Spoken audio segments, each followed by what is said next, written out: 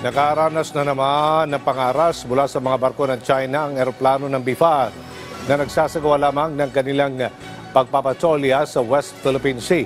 3 beses din silang tinira ng laser ng missile ship ng China. Si Ryan Lesigue sa sentro ng Balita Live. Aljo, tama ka nga dyan. Muli nga nagpang-abot ang mga barko ng China at yung mga barko ng Pilipinas sa isinagawang maritime patrol at resupply mission dyan sa bahagi ng West Philippine Sea. At sa pagkakataong ito, Aljo, hindi na lamang yung kanilang warship at yung kanilang mga CCG or yung China Coast Guard ang humabol, kundi maging yung mga missile ship. Ang barko or yung aeroplano naman ng BIFAR na ating sinasakyan, Aljo, ay tinira din ng laser mula sa missile ship ng China. Para mas mapaigting pa ang presensya ng Pilipinas sa West Philippine Sea, muling nagsagawa ng Domain Awareness Flight ang eroplano ng Bureau of Fisheries and Aquatic Resources o BIFAR. Kasama ang PTV News, unang isinagawa ang routine patrol sa bahagi ng Pag-asa Island. Pero hindi pa man tuluyang nakakalayo ang aming sinasakyang eroplano ng BIFAR, agad sumulpot ang 2 barko ng China.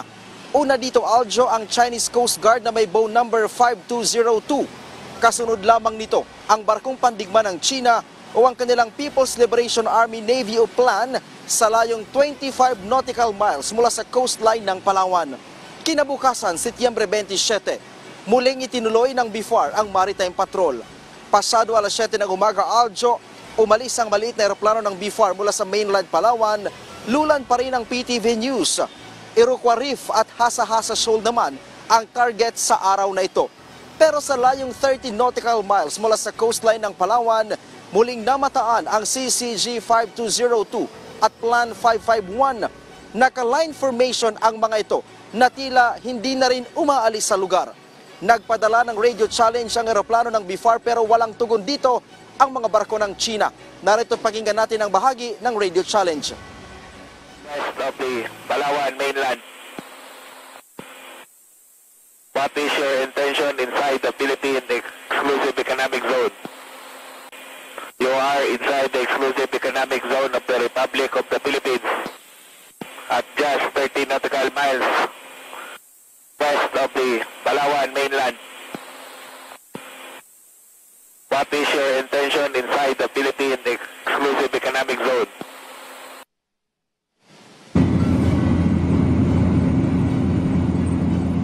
Pasado alas 8 naman ng umaga nang marating ng eroplano ng BIFAR ang Iroquois Reef.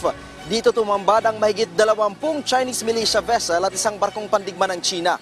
Napapalibutan at tila ba pinagmamasdan ang bawat galaw ng BRP Datu Bangkao at pagbuwaya ng BIFAR na nagsasagawa ng resupply sa mga mangingisdang Pinoy. Ang Iroquois Reef, Aljo, ay nasa bahagi ng southern end ng Recto Bank na pinaniniwala ang maraming deposito ng langis. Pasado alas 11 naman ang marating ng BIFAR plane ng bahagi ng Hasa-Hasa Shoal kung saan magsasagawa rin ng resupply mission ang dalawa pang barko ng BIFAR na BRP Dato Roma Penet at Taradapit. Pero kung sa Iroquois Reef ay pinapalibutan lang ng mga barko ng China ang maliit na barko ng Pilipinas, iba naman ang sitwasyon sa Hasa-Hasa Shoal dahil tila nakikipagpatintero ang mga barko ng Pilipinas sa mga barkong pandigma ng China. Tinantanan lamang ang mga barko ng BIFAR matapos mag-radio challenge ang BIFAR plane na aming sinasakyan. Pero hindi lamang ang barko ng BIFAR ang pinagdiskitahan ng mga missile ship ng China. 3 beses din kasi nitong tinira ng laser ang BIFAR plane kung saan lula ng PTV News.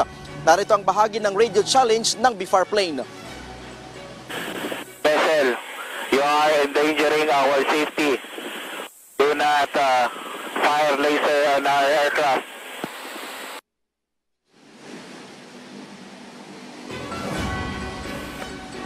Aljo, ayon naman sa isang security analyst, nakakaalarma at unexpected ang ginawa ng missile ship ng China. Pagpapakita daw ito ng lakas at ngipin ng China.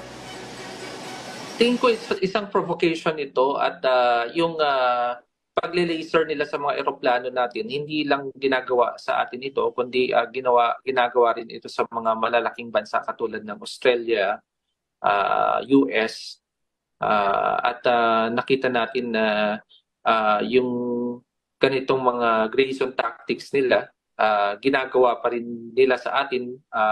Halimbawa na lamang yung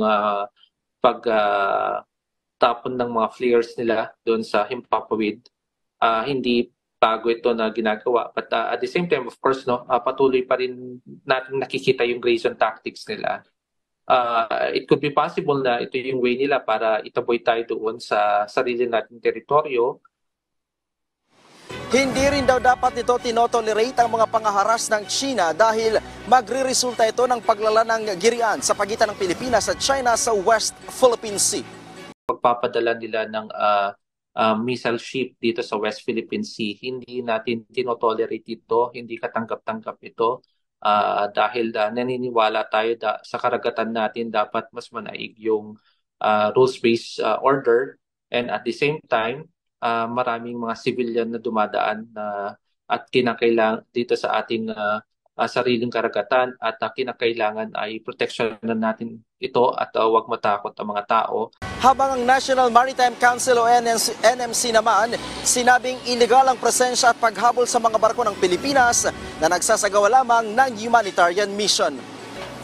Well, yung missile kasi isang capability nila na of course mas mabilis yan, no? Tsaka naka-aim yan.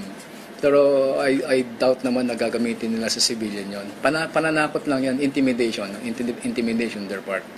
So yung ginagawa nila doon, more na parang tinataboy nila, no? Gusto nilang sabihin amin ito na hindi naman totoo. Tayo lang may karapatan na mapatrolya doon. Tayo lang karapatan na maglayag doon sa lugar na yon. Diyos, sa ngayon ay balak na ng National Maritime Council na kolektahin lahat ng datos, lahat ng ginawang pangharas ng China sa pinakabagong isinagawang resupply mission dyan sa bahagi ng West Philippine Sea. At kanila itong ipapasa sa Department of Foreign Affairs para naman sa paghahain ng protesta laban sa China. Aljo. Maraming salamat, Ryan Lesiges.